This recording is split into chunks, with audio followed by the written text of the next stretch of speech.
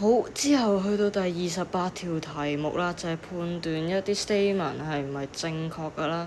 第一條 statement 咧就問 each exterior angle of a regular octagon is 45度，咁係咪正確嘅咧？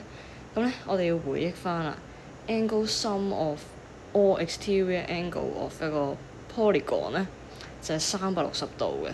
咁依家 octagon 即係八角形或者八邊形啦。就係360除8啦，咁係等於45度嘅，所以第一句 statement 係正確嘅。第二句 statement 就係話啦 ，the sum of all interior angles of a hexagon is twice that of a quadrilateral 啦。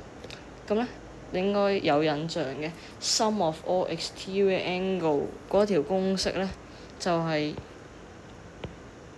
嗰個形狀嘅總共嘅角啦，減翻2乘翻180。咁依家咧 hexagon 係6啦，然之後 quadrilateral 即係4啦。咁咧呢度係3乘180同埋2乘180。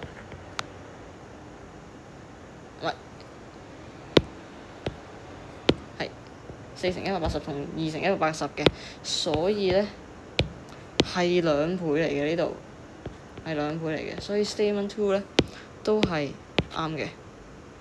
最尾 statement 3啦，就話 the sum of all exterior angle of a pentagon is equal to that of a triangle。咁呢句 statement 咧，我哋唔使分別咁樣睇 pentagon 同埋 triangle， 我哋都知道佢正確㗎，因為sum of all exterior angles 永遠都係360度嘅，所以 statement 3都係正確，所以答案就係 D 啦。